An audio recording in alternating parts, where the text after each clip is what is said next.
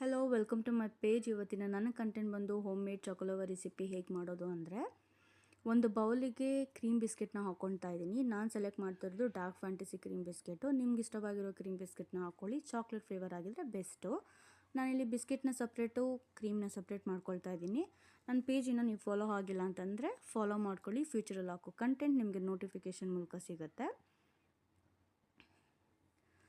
Next ನಾವು ಇದನ್ನು ಬಿಸ್ಕೆಟ್ನ ಒಂದು ಜಾರಲ್ಲಿ ಹಾಕಿ ಅದನ್ನು ಫೈನ್ ಪೌಡರ್ ಆಗಿ ಮಾಡ್ಕೊಳ್ಬೇಕು. ಸೊ ಪೌಡರ್ ಆದಮೇಲೆ ನಾವು ಅದನ್ನು ಒಂದು ಬೌಲಿಗೆ ಶಿಫ್ಟ್ ಮಾಡ್ಕೊಳ್ಬೇಕು. ನಾನಿಲ್ಲಿ 1/2 ಟೇಬಲ್ ಸ್ಪೂನ್ ಬೇಕಿಂಗ್ ಪೌಡರ್ ಹಾಕಿದ್ದೀನಿ and also cocoa powder use ಮಾಡ್ತಾಯಿದ್ದೀನಿ for more chocolatey flavour. Next ನಾನು 1 ಕಪ್ ಆಫ್ ಮಿಲ್ಕ್ನ 3 ಸ್ಪೂನ್ ಆಫ್ ಮಿಲ್ಕ್ನ ನಾನು ಕ್ರೀಮ್ಗೆ ಹಾಕಿದ್ದೀನಿ ಆ್ಯಂಡ್ ಮಿಲ್ಕ್ನ ನಾವು ಪೌಡರ್ಗೆ ಹಾಕಿ ಮಿಕ್ಸ್ ಮಾಡಿಕೊಡ್ಬೇಕು. ಟೆಕ್ಸ್ಚರ್ ಆಲ್ವೇಸ್ ಬಂದು ಜಾಸ್ತಿ ಥಿಕ್ನೆಸ್ ಕೂಡ ಇರಬಾರ್ದು, ಲೈಟ್ ಲಿಕ್ವಿಡ್ ಥರನೂ ಇರಬಾರ್ದು, ಮೀಡಿಯಮ್ ಲೆವೆಲ್ ಆಫ್ ಟೆಕ್ಸ್ಚರ್ ಆಗಿರಬೇಕು ಕ್ರೀಮಿದು.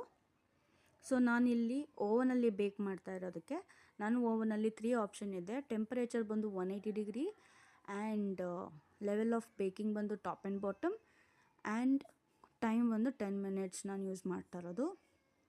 ಸೊ ನೀವು ಇದು ಬೇಕ್ ಮಾಡಿ ಯಾವ ಥರ ಬಂತು ಅಂತ ನನಗೆ ಕಮೆಂಟ್ ಮೂಲಕ ತಿಳಿಸಿ.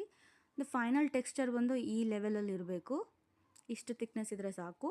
ಆ್ಯಂಡ್ ನಾನು ಬೌಲ್ಗೆ ಆಯಿಲ್ನ ಮಿಕ್ಸ್ ಮಾಡಿದ್ದೀನಿ. ನೀವು ಬೇಕಾದರೆ ಬೇಕಿಂಗ್ ಬಟರ್ ಆದರೂ ಅಥವಾ ಗೀ ಆದರೂ ಯೂಸ್ ಮಾಡ್ಬೋದು. ನೆಕ್ಸ್ಟ್ ಕ್ರೀಮ್ನ ಬೌಲ್ಗೆ ಶಿಫ್ಟ್ ಮಾಡಿಕೊಂಡು ಫುಲ್ ಹಾಕೋಂಗಿಲ್ಲ, half of the bowl to be filled and ಮಿಡಲಲ್ಲಿ ನಾನು ಡಾರ್ಕ್ ಚಾಕ್ಲೇಟ್ ಯೂಸ್ ಮಾಡ್ತಾಯಿದ್ದೀನಿ. ನಿಮಗೆ ಬೇಕಾದರೆ ಕ್ಯಾಡ್ಬರಿ ಚಾಕ್ಲೇಟ್ ಯೂಸ್ ಮಾಡ್ಬೋದು. ನೆಕ್ಸ್ಟ್ ಅದನ್ನು ಫಿಲ್ ಮಾಡಿ ಇಮಿಡಿಯೇಟ್ಲಿ ನೀವು ಅದನ್ನು ಓವನಲ್ಲಿ ಇಡಬೇಕು ಆ್ಯಂಡ್ ಆಲ್ಸೋ ಓವನ್ನ 5 to 10 ಮಿನಿಟ್ಸ್ ಪ್ರೀ ಹೀಟ್ ಮಾಡಿರಬೇಕು.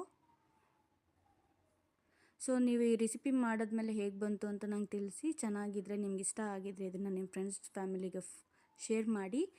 Thank you so much for watching. ನನಗಂತೂ ಚೆನ್ನಾಗಿ ಬಂತು and see you on my next content. Bye.